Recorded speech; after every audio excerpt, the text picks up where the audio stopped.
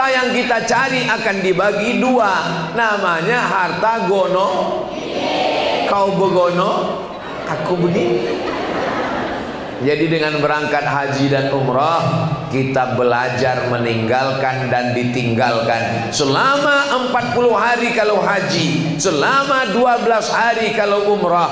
Maka setelah pulang, ibu yang ditinggalkan, bapak yang berangkat menjadi lebih sayang. Apa kata si ibu? Selama ini kalau marah si ibu, laki model kamu ini mau mati aja.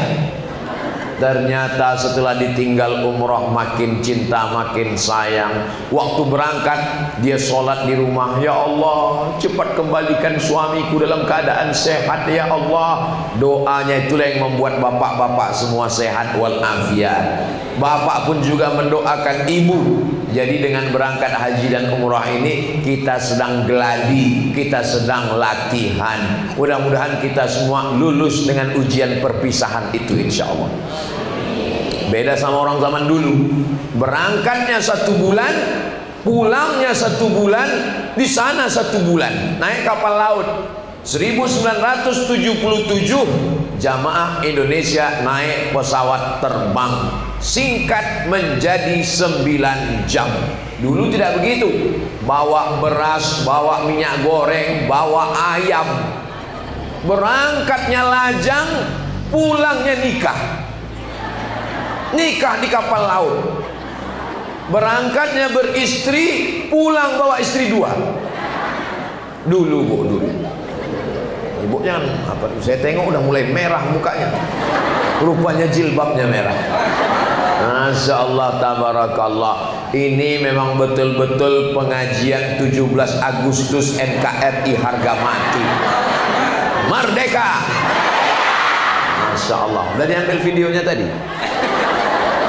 Ini nilai yang pertama. Nilai yang kedua, ketika berangkat itu tidak ada tawar-menawar tentang sholat.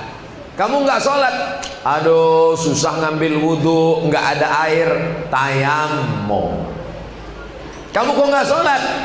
Susah ini, musafir jauh, bagaimana buka kaos kaki? Kaos kakinya yang tebal seperti khuf diusap, namanya masul khuffain. Tidak ada alasan untuk tidak sholat. Kamu kenapa nggak sholat? Saya nggak bisa berdiri di pesawat, duduk. Kamu kenapa nggak sholat? Nggak bisa sujud, kening nggak bisa nempel ke lantai. Nggak perlu menempel ke lantai. Jadi bagi orang yang meringan-ringankan sholat, maka saat haji dan umrah disitulah kelihatan. Zuhur 2 rakaat, asar 2 rakaat, asar ditarik ke zuhur, jamak qasar, jamak takdim. Usalli fardhu zuhri raka'ataini qasran majmu'an ilaihil asri jam'an taqdiman ma'muman lillahi ta'ala. Usallinya 2 meter, dibaca pangkal hilang ujung, dibaca ujung hilang pangkal, dibaca tengah hilang ujung pangkal. Maka saya mengajarkan jamak qasar singkat saja. Saya sholat zuhur 2 rakaat, jamak qasar dengan asar, jamak takdim jadi makmum lillahi ta'ala. Allahu Akbar.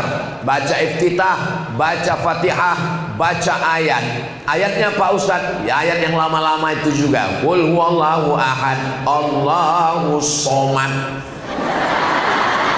lam yalid wa lam yulad wa lam yakul lahu kufuwan ahad.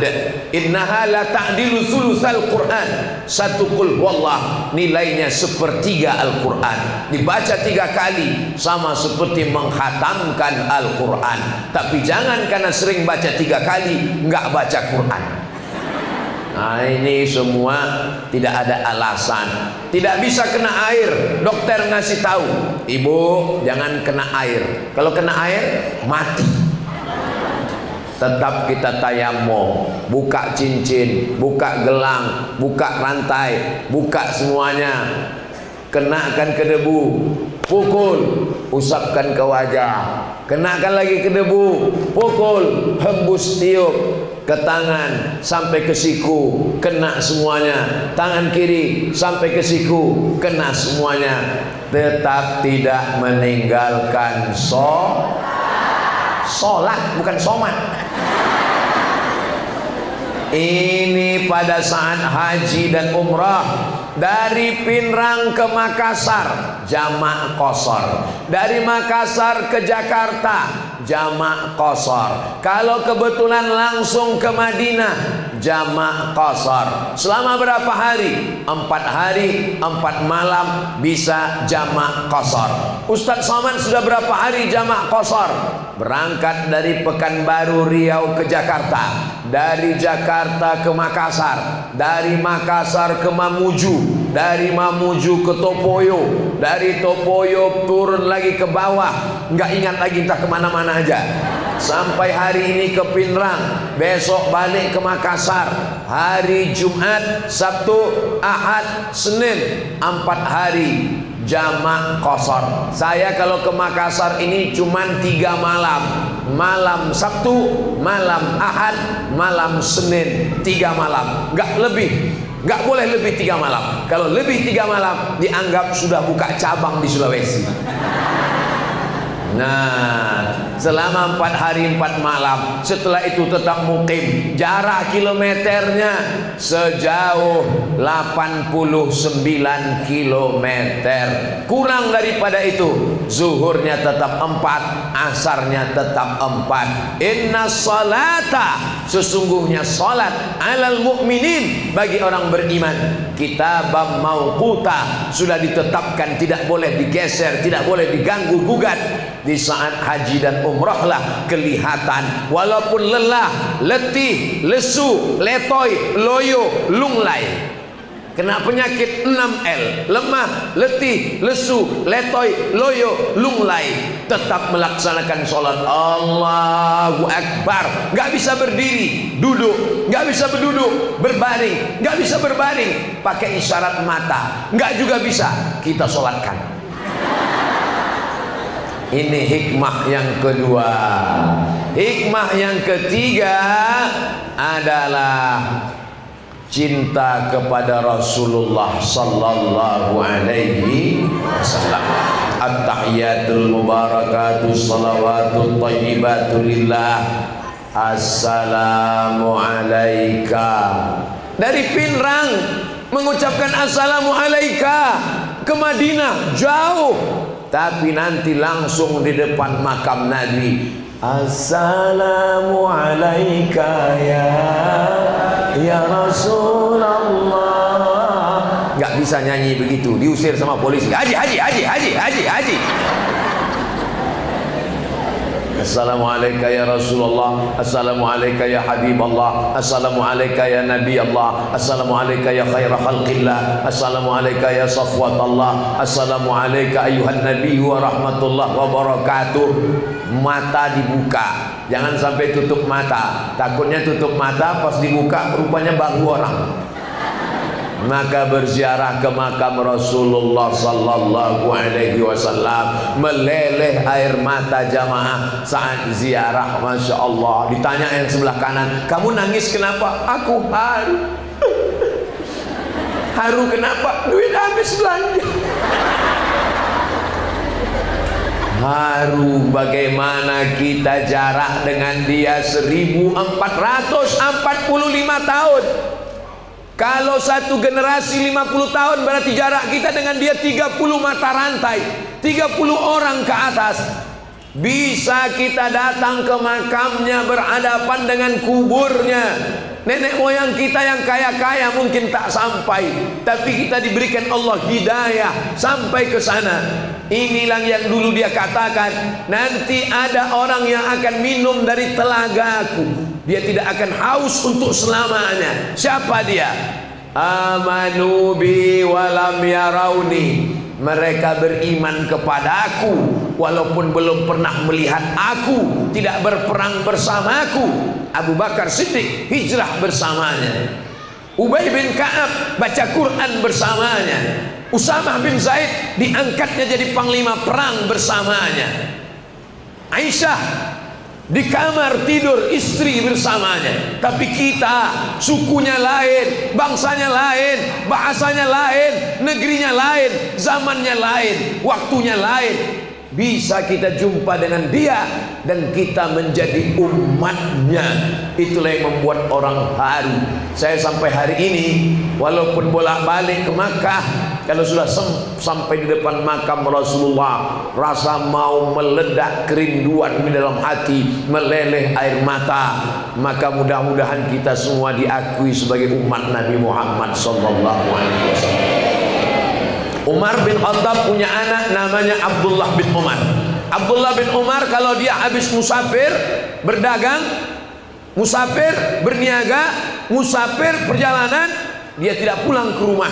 Kalau dia pulang ke Madinah, dia ke depan makam Nabi dulu. Sampai di makam Nabi, Assalamualaikum ya Rasulullah, Assalamualaikum ya Nabi Allah, Assalamualaikum ya khaira khalqillah, Assalamualaikum ayuhan nabiyyu wa rahmatullahi wa barakatuh.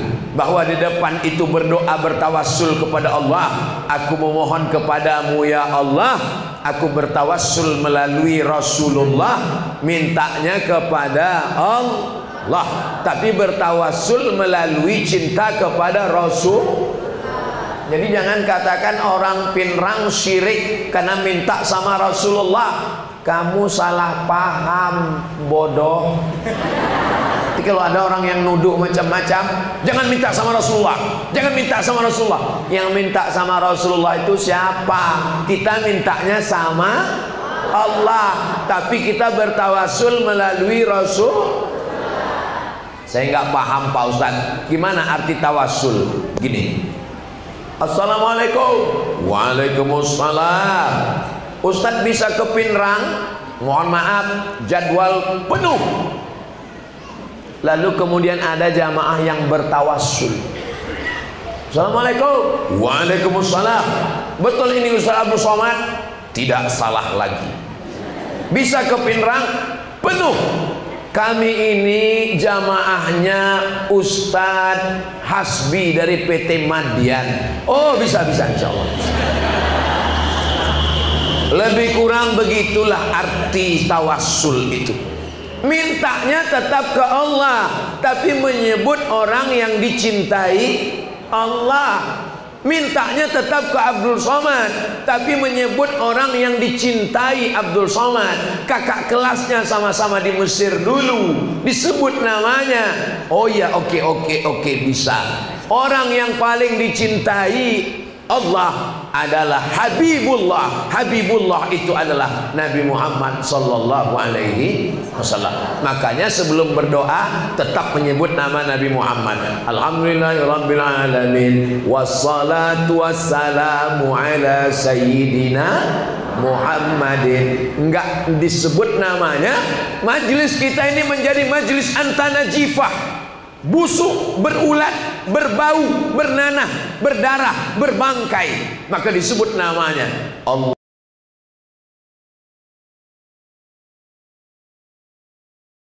Allahumma salli ala sayyidina Muhammad wa ala ali sayyidina Muhammad. Doa tidak diterima kalau tidak pakai solawat. Solat tidak diterima kalau tidak ada solawat. At-tahiyatul mubarakatuh salawatut thayyibatullah. Assalamualaikum warahmatullahi wabarakatuh. Wassalamualaikum wa ala ibadillahi sholihin. Asyhadu an la ilaha illallah, asyhadu anna Muhammadar Rasulullah. Tiba-tiba pas mau solawat berbunyi handphone. Langsung Assalamualaikum warahmatullahi. Assalamualaikum. Batal sholatnya. Kenapa? Karena dia lupa bersodakoh, bersolawat. Sholat itu ada solawat di dalamnya. Khotib naik ke atas mimbar. Setahu saya di mana-mana itu biasanya mimbar tuh dekat tempat imam, tapi masjid di Pingrang di dekat tangga. Dan khotibnya perempuan. Ini Pak Ustadz, karena acara biar supaya lapang. Jadi jangan sampai nanti direkam keluar video aliran sesat di Pinrang. sekarang lagi tren nih buat viral-viral, buat gaduh masyarakat saja. Ini karena acara, maka mimbar digeser. Naik khotib ke atas mimbar. Alhamdulillah, ya ayyuhalladzina amanu taqullah, usikum wa nafsi bitaqwallah. Allahumma fir lil muslimina wal muslimat. Khutbahnya batal. Kenapa khutbahnya batal? Karena khotibnya lupa bersolawat. Ibu datang dari sebelah masjid ke dalam. Assalamualaikum. Khotib, khutbahnya batal. Kenapa laki-laki nggak ada yang sadar? Karena waktu khutbah laki-laki tidur semua. Ibu-ibu yang ingat semuanya. Allahumma salli ala Sayyidina Muhammad. Allahumma salli ala Sayyidina Muhammad wa aslini zalimin bizalimin wa akhrijna min bainihim salimin wa ala alihi wa sahbihi ajma'in. Ada orang yang model selawatnya nggak suka pakai lagu-lagu. Allahumma sholli ala sayyidina Muhammad wa ala ali sayyidina Muhammad. Allahumma sholli. Bagus, nggak salah. Ada orang selawatnya suka pakai lagu. Sallallahu ala Muhammad. Bagus, nggak salah. Ada orang selawatnya nggak suka bersuara. Dia mau tenang, hening, sepi, sunyi.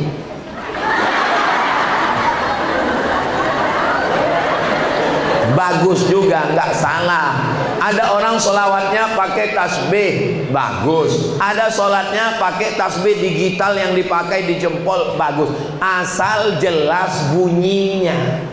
Jangan karena mau ngejar angka 100, 200, 300, 1000, bunyinya nggak jelas.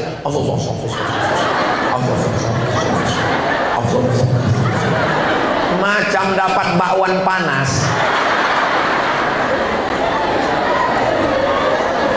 Jangan mancing kawan yang sholawatnya tenang, karena kita sholawatnya bersuara, lalu mau manas-manasin dia. Dia sedang tenang, kita Allahumma sholli ala sayyidina Muhammad.